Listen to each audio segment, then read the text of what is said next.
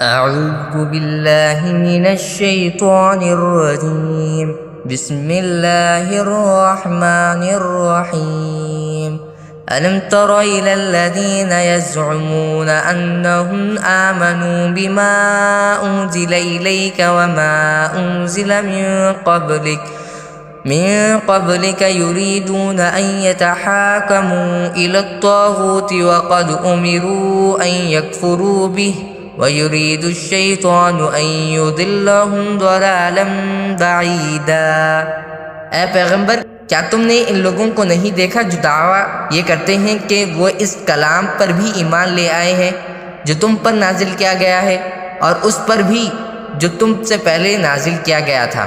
لیکن ان کی حالت یہ ہے کہ وہ اپنا مقدمہ فیصلے کے لیے طاغوت کے پاس لے جانا چاہتے ہیں، حالانکہ ان کو حکم یہ دیا گیا تھا کہ وہ اس کا کھل کر انکار کریں، اور شیطان چاہتا ہے کہ انہیں بھٹکا کر پرلے درجے کی گمراہی میں مبتلا کر دے۔ وَإِذَا قِيلَ لَهُمْ تَعَالَوْا إِلَى مَا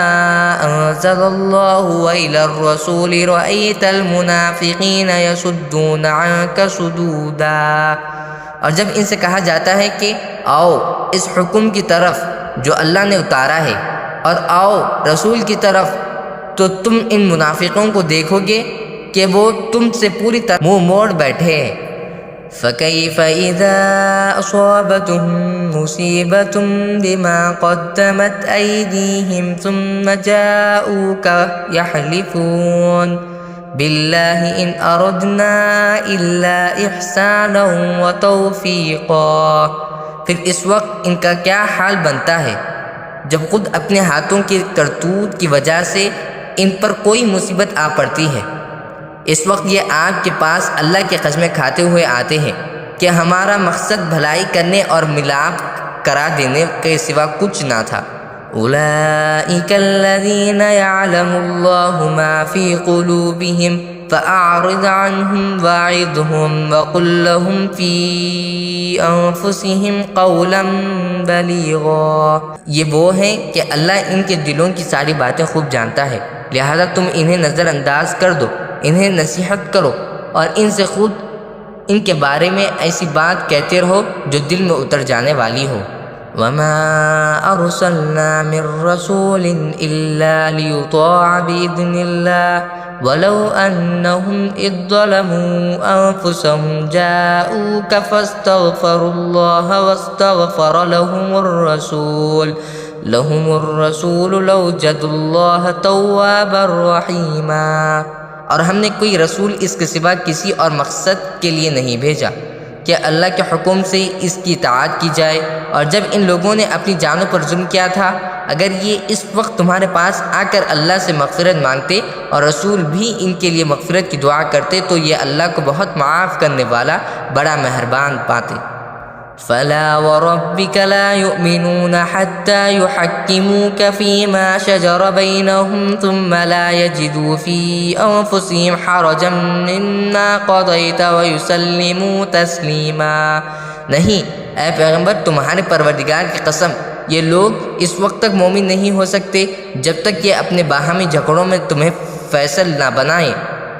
پھر تم جو کچھ فیصلہ کرو اس کے بارے میں اپنے دلوں میں کوئی تنگی محسوس نہ کریں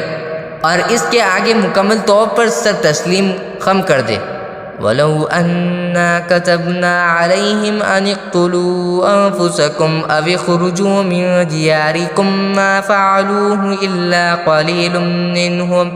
وَلَوْ أَنَّهُمْ فَعَلُوا مَا يُوعَظُونَ بِهِ لَكَانَ خَيْرًا لَّهُمْ وَأَشَدَّ تَثْبِيتًا۔ اور اگر ہم ان کے لیے یہ فرض قرار دیتے کہ تم اپنے آپ کو قتل کرو یا اپنے گھروں سے نکل جاؤ تو ان میں سے تھوڑے سے لوگوں کے سوا کوئی اس پر عمل نہ کرتا، اور جس بات کی انہیں نصیحت کی جا رہی ہے اگر یہ لوگ اس پر عمل کر لیتے تو ان کے حق میں کہیں بہتر ہوتا اور ان میں خوب ثابت قدمی پیدا کر دیتا۔ وَإِذًا لَّآتَيْنَاهُم مِّن لَّدُنَّا أَجْرًا عَظِيمًا۔ اور اس صورت میں ہم انہیں خود اپنے پاس سے یقیناً اجر عظیم عطا کرتے۔ وَلَهَدَيْنَاهُمْ صِرَاطًا مُسْتَقِيمًا، اور انہیں ضرور بالضرور سیدھے راستے تک پہنچا دیتے۔ وَمَن يُطِعِ اللَّهَ وَالرَّسُولَ فَأُولَٰئِكَ مَعَ الَّذِينَ أَنْعَمَ اللَّهُ عَلَيْهِم مِّنَ النَّبِيِّينَ وَالصِّدِّيقِينَ وَالشُّهَدَاءِ وَالصَّالِحِينَ وَحَسُنَ أُولَٰئِكَ رَفِيقًا، اور جو لوگ اللہ اور اس کے رسول کی اطاعت کریں گے تو وہ ان کے ساتھ ہوں گے جن پر اللہ نے انعام فرمایا ہے، یعنی انبیاء، صدیقین، شہداء اور صالحین، اور وہ کتنے اچھے ساتھی ہیں۔ ذَلِكَ الْفَضْلُ مِنَ اللَّهِ وَكَفَى بِاللَّهِ عَلِيمًا، یہ فضیلت اللہ کی طرف سے ملتی ہے، اور لوگوں کے حالات سے پوری طرح باخبر ہونے کے لیے اللہ کافی ہے۔